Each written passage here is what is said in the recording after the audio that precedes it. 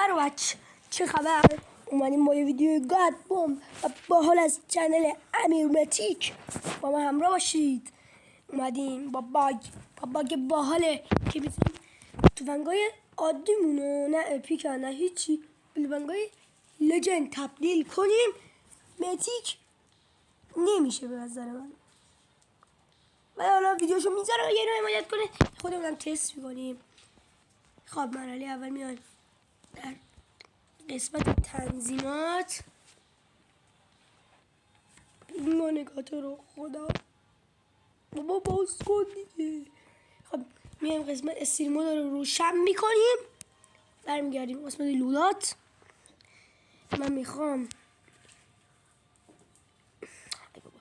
این کلتو به اصطلاح لجن کنم باحال میشه. خب میایم وسطش میشه. هرچی من میذارم شما بذارید. خیلی احتمال داره ضعیف بشه ولی چاره نداری. خب اینم از این. اگه از این ویدیو حمایت کنید میخوام این قرعه کشی عالی بذارم بلا همتون نفرید. حالا تو ویدیو بعدی نگاه کنید ویدیو بعدی توضیحات اونجا داده شده. خب میایم از اینها همینایی که من گذاشتم میذاریم. این حالا اینا رو میذارید. بعد این سیو این گوشا رو میزنیم. نوشته الکارناین یه فاصله میدیم مینویسیم لجندری. خب من گاله انگلیسی هم سیو میزنیم با همون سیو در میایم. میره قسمت مچ.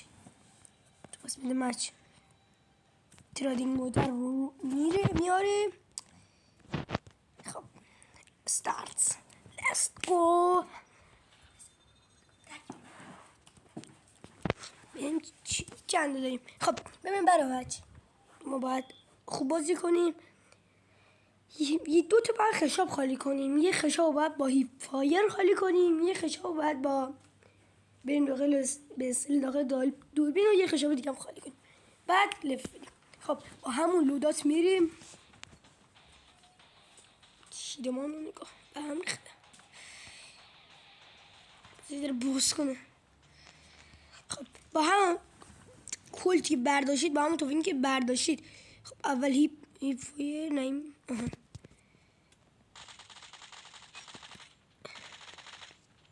مهمم نیست. خب این یه خشاب هم این داخل دوربین. خب وایستا.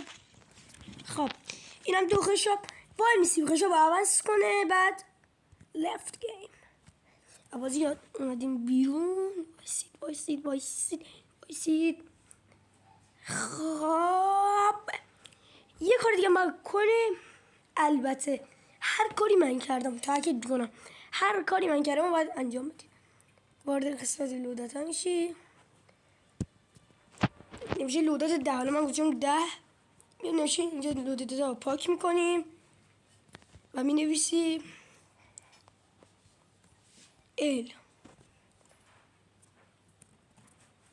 اسم خودمون توفنگ رو می نویسیم. حالا من دارم این توفنگ رو چیز اسمش رو نویسم. خب بعد از این بعد می نویسیم لجندری.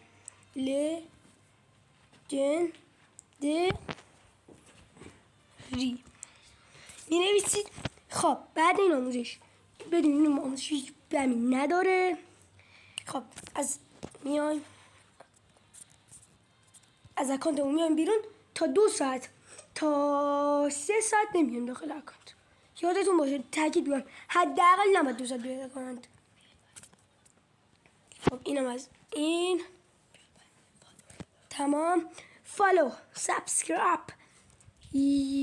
کامنت فالو لایک یادتون نره. ویدیو بعدی هم نگاه کن که تا زنگولم بزن ویدیو بعدی رو ببین. عالی و به نفع تو.